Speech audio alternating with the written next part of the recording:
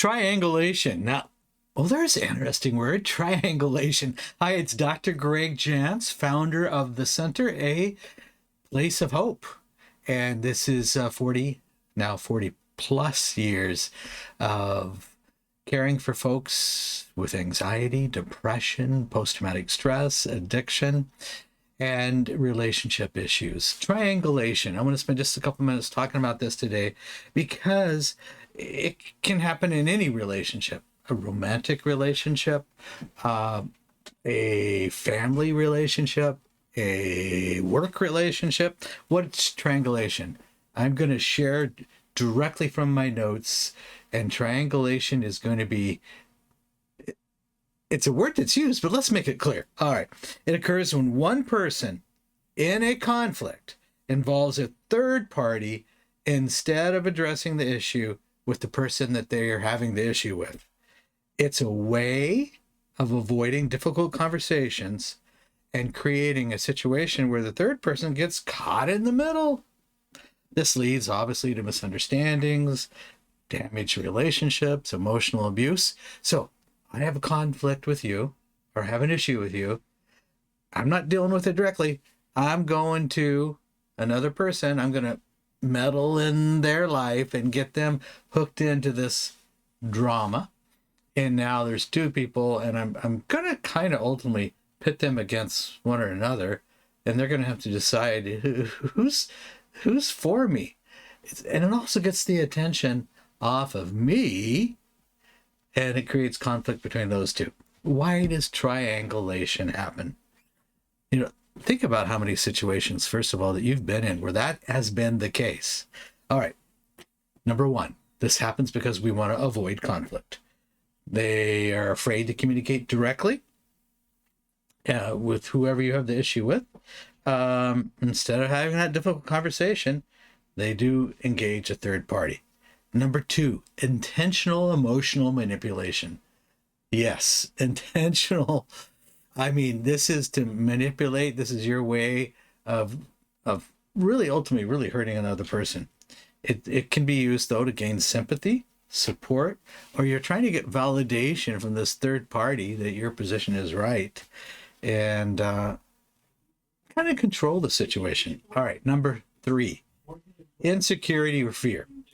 People who might fear confrontation or the potential fallout of it directly. Triangulation's a way to really deal with that insecurity or fear. It kind of pulls you away from things that you need to be involved with. All right. What is the negative effects of triangulation? Number one, I've got a good list here. Erosion of trust. It breaks down trust of all parties involved. Every party involved. Number two, communication breakdown. Oh yeah, communication is destroyed because we're not resolving a conflict. We're probably creating another conflict. Number three, stress for the third party. You pulled somebody in who might have been an innocent bystander, but what happened? They're pulled in and now they're confused and now it's stress and they're in the middle of somebody else's conflict. How do you break this triangulation? Well, I know sometimes we need help to do this, but we've got to practice direct communication. We've got to have those difficult conversations. And this is something that I take a breath, I say a prayer, and I just jump into what we need to do, but do it respectfully and without name calling and without in any way harming another person. All right, here we go. Direct communication. It's not, we don't want it to be an attack. And you might even begin with, I have something really important I want to talk with you about. It's something that means a lot to me. May we have a conversation? And it's going to likely be a yes. Bring up the issue. Always thank the person for listening. Don't always expect total resolution quickly, but always thank them. And number three, we want to encourage healthy resolution. So if we're honest, that person knows exactly where we stand. They may not come around as you may want them to, but we've created a tone and an atmosphere that we can continue some communication. And, ultimately, a person that's done a lot of triangulations created a lot of harm. And sometimes they really do, it sounds odd, really don't know how to resolve an issue. And this is what they learned. Maybe they learned it at home. They just continue to do this. They do it in the workplace. They do it at church. They do it everywhere. And it's hurtful and harmful, of course. This is where we need to seek the professional intervention.